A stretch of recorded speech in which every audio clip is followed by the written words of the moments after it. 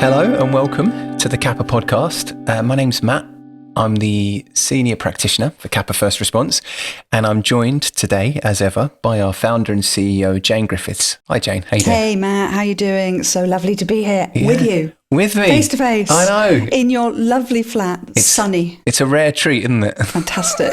You know what? It is a rare treat. Yeah. I think it's so lovely to be together to record this. Yeah, I agree. It already feels a lot more real. Yeah. Better. Yeah. So this series is going to be slightly different to what we've done previously, isn't it? Do you want to say a little bit about why we're doing this series to begin with? Yeah, well, I mean, I guess our previous series that we've thought about, we've sort of been in conversation with, or we've been Zooming and speaking to particular people about particular issues. This one is really designed for families who feel a bit more isolated, whether that be via location or through circumstances and their experience, feel like they're unable to talk to people. And we wanted to provide something that families could access 24/7, regardless of their locations. I also think it's really important to say that East Sussex Local Authority sort of really commissioned us to do this because they really wanted to support families living in those rural outlying areas who found it really, really difficult to get support. And we'll be offering I guess if we were to sit, Matt, and think about what would be our top 5 or 6 strategies, we're sort of aiming to sort of think about those strategies for families, aren't we? That's what the series is going to be about. Yeah, so it's a little bit more. It's going to be a little bit. I mean, I think hopefully all of our podcasts have been useful, but this is something a bit more tangible, a bit more solid that people can use and put into practice.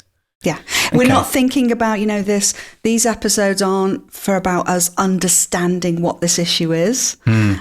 This is really, let's go, what's the support that we offer to families? And let's share that. Yeah. I think you said a minute ago that these are like probably 5 or 6 of our top strategies that we know are useful to quite a few different families that we work with. But it's always really important to say that nothing works all of the time. And there isn't one thing that is going to work for every single family. And even if it works for that family, it doesn't mean that it's going to work 100% of the time. So it's just important that we say that at the top, I think, to say these are all ideas that, have a listen, keep it in mind. Hopefully you think, I'm going to give that a try. But even if you think, it's not going to work for me, that doesn't feel quite right, hopefully you'll still think about the idea behind it. And even if you don't action anything from it, you can think about why it might be useful and why it might be important. And hopefully there's some use in that as well. Yeah, and I think, a reminder that all of our work and all of our support to families is tailored and bespoke. We speak to families and think, what's happening for them in their home? And we can, it could be that we don't talk about any of these strategies, but generally what we've found out is these strategies come into our support at some point for families. And there will be somebody out there listening to this and maybe think, I can't get on board with what Matt, I can't get on board with what that strategy that you've spoken about, but I can really get on board with this other strategy. And we anticipate that and expect that. I think what's important as well is that, everything we're going to be sharing in this series, it's not going to do any harm. It's all relationship building. And that's only a positive thing. You may see things, and we'll talk about that in one of the episodes that we're going to be presenting about, what can happen if actually things do feel different. My child has noticed something's different. What do I do then? So, and we'll sort of address that, won't we? I think it's episode 2 when we're thinking about our safety planning. Okay. So that's a little bit about why we're doing it. And some of the things we're going to be covering, but it's going to look a little bit different from our other podcasts, right? Yep. Yeah. So, up until now, it's been us chatting, hasn't it? And having conversations. What we've decided to do with this, which will look a little bit different, is at the beginning of every episode, we'll have a little explanation around what we're doing. This isn't about explaining why this happens, because we've done that. This is about sharing those strategies, how we would share them with a family. So we're doing it separately. So I'm going to be presenting 3 of them and thinking about 3 strategies, and you're going to be presenting 3 of them and support 3 strategies. Yeah. But we're doing them solo, so they won't have that opportunity of a back and forth. And I think that's going to be the main difference that people will see. Yeah, and I think that's hopefully will make it a little bit more useful, because you can follow along. You're not listening to a conversation, like you're saying, of us back and forth. You're listening to us giving you a strategy as we would, in a session. Yeah. If, as we were explaining it to you and kind of telling you why we're suggesting you do this, what the background is to it. Is there anything else we've missed, Jane? I don't think we have. Hopefully we can just, let's do it. Let's give it a go. All right, let's get into it. So in today's episode, we're going to be looking at the parent-child game. Yes. Do you want to tell us a little bit more about what that is? Yep. So episode 5, how did that happen? My goodness. So parent-child game. So the next 2 episodes, Matt, are going to be sort of primary age group and secondary age group. That doesn't mean you can't do the parent-child game with secondary age child, but it's more focused for a primary age child. Mm-hmm. It was popularised in England by Sue Jenner at the Maudsley, and it's a really lovely piece of work. We know that for children who use aggression or harmful behaviours in the home, it can be about control. And that's a bit of an unhealthy control. Yeah. And what we're trying to do is give a child the idea of healthy control. Yeah. And the parent-child game is about that. It's about how can we hand over healthy control to our child so they can experience that and they feel they no longer have to get your attention in an unhealthy way. Yeah. And so the parent-child game is going to talk a little bit about that. And there's lots of different ways that we're going to be able to do it.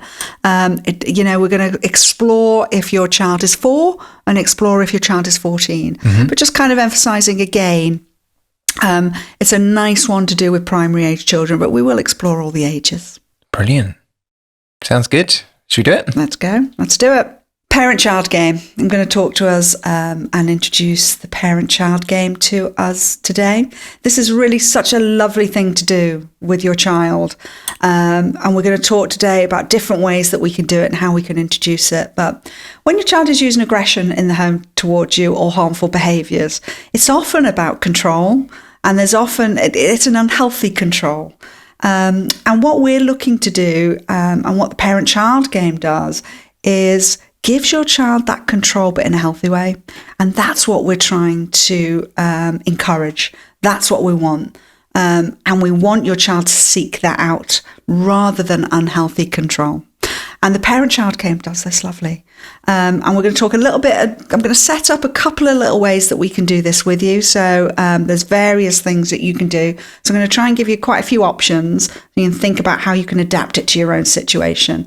And I'm going to share an anecdote from a parent of where we use this, because I think it can be helpful to hear sometimes the reality of putting that into place and what can happen. So parent-child game. Listen, this was popularised in the UK by Sue Jenner. So those of you that want to go and find out more about how this works, you can simply look up the parent-child game by Sue Jenner and you'll get lots more information around this. But in the most basic instance, what we're going to do is setting up a boundaried 10 or 15 minute play. Now, as parents, what we often do, and it's just part of being a parent, is we teach, we give commands to our children, we say no to our children, and we ask them lots of questions. Now, if you were to, be observed, for example, for 10 minutes with your child, there can often be 50 to 60 of these things with your child. And the parent-child game is taking all that away. So the parent-child game is not about asking questions. And that can be really difficult when you're with your child. How do you mean I'm not going to ask them any questions? No questions.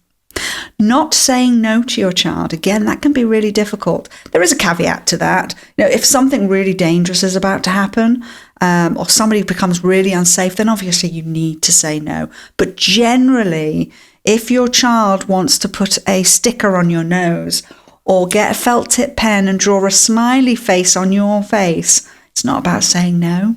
And sometimes that can happen because your child does want to test. Are you really going to let me do this? Are you really going to let me put stickers on your face?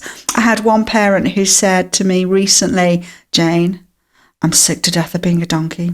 I don't want to be a donkey anymore. My knees are killing me. Sometimes it's just about going with it. And that's why we have it as a boundaried play for a period of time. So you're not a donkey for hours on end, which can be really difficult. Commands. We often, we command our children to do things without really thinking about it. Command and direction. It's time. You got to put your pajamas on. You got to put your computer away. You got to come off the computer. You got to go and clean your teeth. You got to go to bed. You got to tidy your bedroom. You got to come for dinner. It's all those commands. We're not going to do that. Come away from that. And teaching.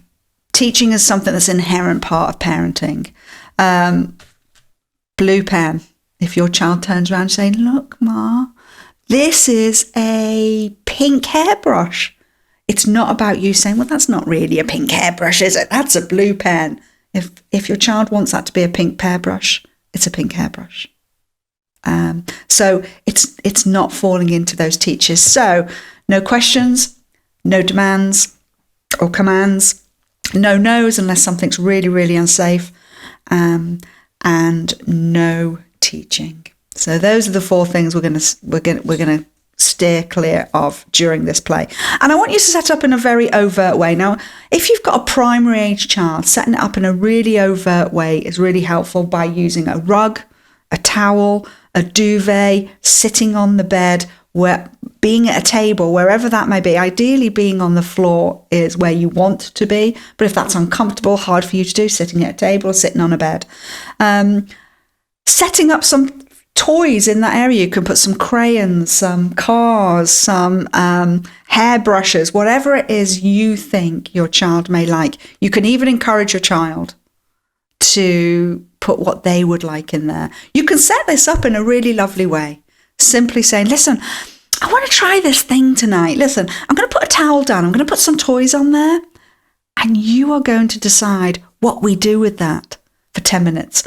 I'm going to come out of mum mode, or I'm going to come out of dad mode, or I'm going to come out of grandma mode. And you get to decide what we do for 10 minutes. And I can't say no, and I can't ask you questions. I can't tell you what to do. I'm going to try and give that a go. You up for it? You can do that in a really nice way and invite that to happen and ask your child to collaborate with you. It's hard, I generally say to parents about not having devices around, but I have to say that a parent said to me recently that she thought about the parent-child game after I'd spoken to her, and she really wanted to do this with her child, but she couldn't figure out a place to do it because her child wasn't going to sit with her on a rug, and her child wasn't going to bring some toys over to play with. So she really struggled to figure out how to do it. And she went on holiday with her child, and her child took a Switch, Nintendo Switch, and she bought him a compendium of games. And she said during the holiday, every evening, he spent 20 minutes walking her through the rules of a particular game, and then they played it together. And she had that moment of like, I'm doing the parent-child game. I'm doing what I was asked to do. I'm not saying, are you sure this is how we play this? I wasn't trying to get my child to, I wasn't trying to take over what was happening. My child completely had control of what's happening, and we both loved it. We both sought each other out every night to do this. My child delighted in showing me what he was doing and how he was playing these games, and then show me how to play them so I could play them with him. And we would spend half an hour every night doing that. And it was just lovely. And now we're back home. I'm reminding myself to continue to do that with him because I've so enjoyed doing it. It's been so lovely. And just connecting with my child in that way has been really helpful. So I used to say no devices, but I'm taking it back. So sometimes devices may be the way forward and the way to do this. Now, it could be that you feel really uncomfortable having these play sessions or doing this in this way. So you could fit it into your routine, bedtime, as a bedtime routine, getting into bed or lying on bed with your child. oh, we've got 10 minutes before bed and you can choose what we do. We need to lie in the bed. It's not about getting up and running around, but you can choose what we do for this 10 minutes. We can talk to each other. We can play a little game together. There's lots of lovely little games that you can introduce to your child at this time. I don't know whether you've ever drawn on somebody's back and tried to figure out what the shape is or what the letter is. Little things like that you can do together. You can then talk about, actually it's not about you talking, it's about encouraging your child to talk. So it's maybe prompting your child with something really simple of, what would you like us to do? And maybe it's that one question. This is your time. What would you like to do? And simply leaving it like that. Now, if you've got an older child, a teenage child, it could be that you introduce cooking or art or something in the garden. Hey, listen, we need to dig a hole because I need to plant a tree. Do you want to dig that hole? You give that control to your child. There are different ways that you can bring this in to your regular routine. It's something that would be really nice to try to do at least 3 or 4 times a week. Sometimes it may feel really impossible, but it's trying to put that 10, 15 minutes aside where you are reconnecting with your child and building that trust in such a lovely way. I'm just going to share a little anecdote with you because sometimes it's not about trying lots of different strategies. Sometimes it can be as simple as trying one strategy. And this worked so well for this one particular family that we worked with and supported. I just really wanted to share it with you. It was a mum and dad who came to us about, their child, and their child was labelled at 6 years old as being violent, complex and out of control. He was unable to be in mainstream school. He was unable to have supervision with his mum that was not supervised. And he was violent on a daily basis with his dad. The parents were living separately and dad had full-time care of their son. There wasn't any violence in the relationship. The relationship was very supportive and collaborative with each other. And they were just at a loss of what to do. Everything they had tried or been told to try up until this point just hadn't made any difference. So we introduced the parent-child game to them and suggested, I wonder what would happen if you tried this for 10 minutes with your child and giving it a go, which they did. And Dad did this, and he did it every night for 10 minutes. He did it actually more than once. He ended up doing this part of his bedtime routine. He ended up doing this in the morning on the way to school. The child decided which way they would go to school. And I asked Dad, I said, I want you to do this for a month. Give this a month, just this one thing, and see how we get on. And in a month, I caught up with Mum and Dad, and Dad was just like, he was shocked at how such a little change in what they were doing would have such a huge impact on their son. And he said, Jane, the violence has pretty much stopped. From the moment I started doing this, I'm not getting hit on a daily basis. It's just, I love doing this with him. I love spending this time with him. It's just changed how we communicate and changed how we relate to each other. And I was like, great, then keep doing it. And why don't we touch base again in a month from now and see how things are going in a month? Came back later in a month and he was like, not only have I seen a change, Jane, but the school are sending emails to me now saying something's changed with my son. Things are different. He is not using aggression at school. He seems much calmer. Don't know what's changed. But things feel really different for him. And he was just delighted. And he said, we just have such a great time together.